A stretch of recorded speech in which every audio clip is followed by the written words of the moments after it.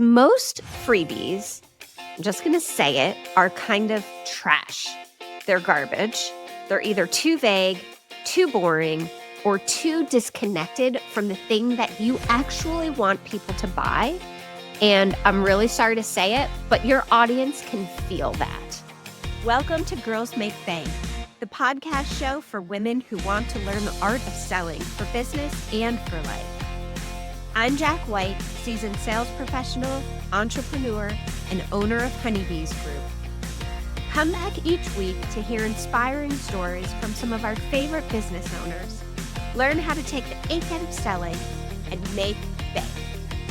We're all in this together, so let's get started. Hey, girlfriends. Today we are going there. We are going to talk about something that we all need to do, but probably aren't doing well. And I am talking about freebies. Yes, freebies. Not just the cute little PDFs that you slapped together 3 years ago.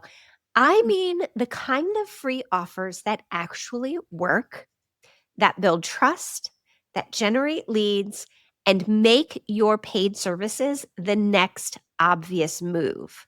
Because most freebies, I'm just going to say it, are kind of trash. They're garbage. They're either too vague, too boring, or too disconnected from the thing that you actually want people to buy. And I'm really sorry to say it, but your audience can feel that. And so in this episode, I want to break down how to create freebies that deliver real value without giving your whole business away, because I know that's a fear and a concern that a lot of people have. We're not going to do that, but we are going to position them as the powerful client attracting tools that they are meant to be. So let's dig in. First, I want to talk about the real role of a freebie in your business, because a freebie is not just a gift. It is not a nice to have. When we say freebie, we think about free because it's no cost, but there actually is a value exchange that's happening. And so I want you to be very clear about that. I am giving you something valuable when I get your quote unquote freebie. And that is my email address. I am giving you access to my inbox. I am giving you my attention. And that is not free real estate. And so in return, I expect something real, not fluff, not filler. So something that happens that helps me to take action, solve a problem, or at least understand my problem better is what I expect in return. And so think about your freebie, a strong freebie, as your first impression, okay? So if it's your first impression, it's like your handshake. It introduces somebody to your work, to your brain, to your process, and ideally shows them, hey, I get what you're struggling with, and I can help you. And when done right, a freebie becomes the first step in your offer suite.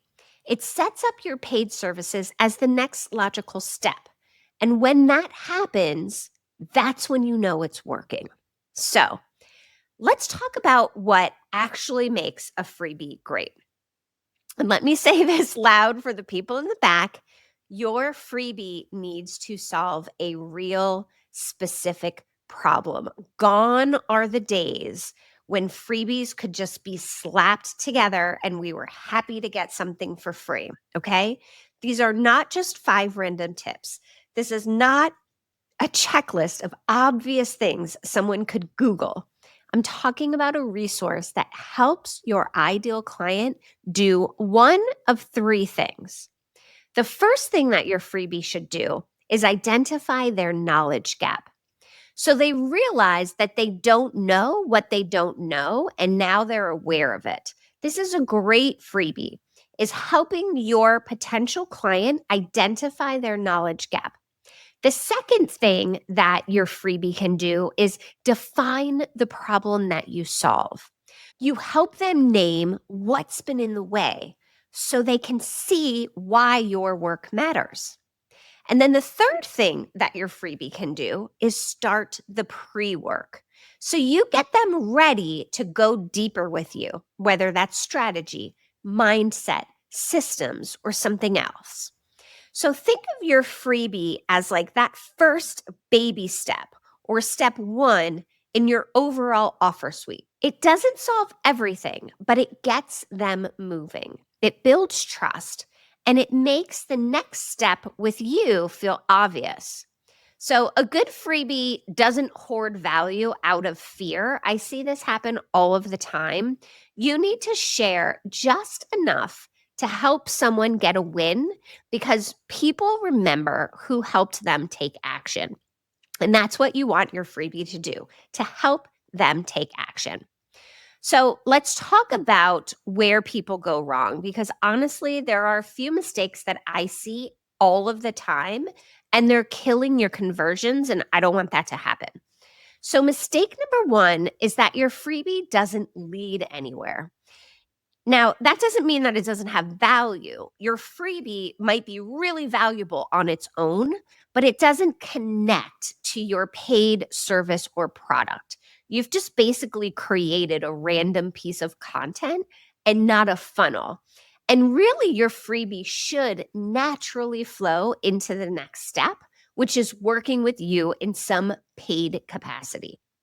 The second mistake I see happen all of the time with freebies is you basically just got lazy. You're like, look, I get it. It's a quote unquote freebie. And when you take that attitude, when you don't put any effort into creating your freebie, it shows. You're basically slapping something together with no thought or no strategy. And that's really a fast track to disappointing your audience. And when that happens, they are less likely to trust your paid offers. So we don't want to do that. And then mistake number three that happens is you're basically giving away fluff and not value. So if somebody walks away thinking, I could have just Googled that, then you've lost them. Your freebie should do more than inform, it should activate. So the freebie is often the first and only chance that you get to impress someone. So let's not waste it. Okay. So let's talk quickly about how you deliver your freebie because format matters a lot. You want to choose a format that fits the problem you're solving, the way your audience learns best, and something that feels natural for you to create and deliver. Here are a few formats that I love, especially for service providers and consultants. So the first format is quizzes. Quizzes are great at helping people self-identify where they're at and what kind of support they need. They're also really engaging and, as a bonus, very shareable. So if you have a quiz as your freebie, make sure that it's shareable. When we talked about what your freebie was supposed to do, quizzes are a great way to identify that knowledge gap because you can ask a bunch of questions and sort of spit out results that are like, hey, you're really great at this. Here's the pieces that are missing. So quizzes are fantastic. The second format that I love are templates and checklists. I love a plug and play and it just makes things so easy. And people in general love templates and checklists because we're all so busy. If you can give them a plug and play solution, it's fantastic. Just make sure that you're giving them something that saves time or clarifies a process. So if you can do that, then a template or a checklist is the way to go. The third format for freebies, which takes a little more time, but if you have a high value niche, a mini course is an excellent way to build trust and depth. Now, you can go all in on mini courses. I don't want you to overwhelm people. Keep it simple and keep it actionable, but mini courses are a great way to really provide a lot of value. And if you're selling high ticket, high value services and offers, a mini course can be really fantastic. My personal favorite are webinars and live sessions. I love to give people a real live sense, a real time sense of my energy, of my brain, of my vibe. I want to make sure that my sessions are informative, but that they also are very connective, because when people sign up for my membership, a part of what they're signing up for is to get to work with me and get access to me. And so webinars work really well for me because it gives people a sense of, my personality and how I am. Now, PDFs still have a place. I don't want to poo poo on PDFs, but only if they pack real value. So think a workbook, a guided process, or even like a start here roadmap, depending on what your service or product does. What I don't want you to do is just throw something together in Canva that's like 5 tips that it doesn't really provide any value and call that a freebie, because people are not going to have a good experience with that, and they're going to trust and want to buy from you less. So the bottom line is, pick a format that helps someone do something, not just read something. That's why quizzes and mini courses and templates are so great. But I don't want you to be afraid to test, because, I love having lots of different freebies, and I encourage people to test with their freebies. You might think that it's a quiz that will convert like crazy, but you'll find that like a simple live training is actually what gets people in the door. So you should definitely test formats and content types and the type of information that you're sharing with your freebie and see what really resonates. Now, for some of us, the idea of giving something away for free makes us squirm. And I get that, and I understand that. And so I want to talk about an alternative path for people who are like, I absolutely am not doing a freebie. And that's low-cost offers. Some people skip freebies altogether and they go straight to a small paid offer. And I'm cool with that. I actually think that's great. If you're doing any kind of paid advertising, or if you really want to bulk up the value that you offer with your quote unquote freebie, I think a low cost ticket offer, low priced offer is maybe the way to go. So we're talking like $7 to $49 max, depending on the value and the transformation that somebody is going to get. And these tiny offers, or micro offers, as I like to call them, can still act as an entry point into your business. They just come with a little price tag. So not only is somebody giving you their email address, they're also giving you a little money. The upside to that is that you're qualifying leads who are already willing to spend money with you, even if it's just a small amount. And that in and of itself can be really powerful. So here's the deal. Whether it's free or low cost, the job is actually the same. You still need to solve a clear problem, create momentum, and make the next paid offer feel like the natural next step. So this is also where webinars and live trainings can shine, because they feel like freebies, but create a much higher level of connection. You're showing up, you're giving value, you're answering questions, and you're giving people a real taste of what it's like to work with you. And that live energy sells, at least it does for me. I think it builds trust faster than most static content ever could. So, free or paid, live or evergreen, the method matters less than the momentum that it creates. And that's really the most important thing, is you want to make sure your freebie sits at the bottom of your offer suite and that it feeds into a paid product. Now, let's talk about how you actually know if your freebie is doing its job. And let's start with the basics. Number one, are people signing up? Is your freebie opt-in page converting? If it's not, you might have a messaging problem, or the topic of your freebie doesn't resonate, or maybe it's just not compelling enough. So title and positioning matter so much here. So a lot of times we create a freebie, we throw it out there, and nobody signs up for it, and we never revisit like why that is. And so I want you to really think about your freebie as a lead generator and make sure that people are signing up for it. The second thing that's really important that will tell you if it's working is if people are engaging after they get it. So they've signed up, you've sent it to them, but are they opening your emails? Are they clicking on the links? Are they replying to ask questions? Are they booking discovery calls? Your freebie should create interest. It's not just about getting someone's email address and taking up space in their inbox. You want to make sure that they are engaging with your freebie, engaging with your low-cost offer, and actually coming back to you with more questions and wanting to learn more about your offers. And then the last one, which is the big one, is are people moving into your paid offers? This is probably the biggest indicator of if your freebie is working or not, because the right freebie should create a bridge to your services. And if you're not seeing that happen, something's off. Maybe the freebie is too disconnected from your core offer, or maybe you're not solving the right problem.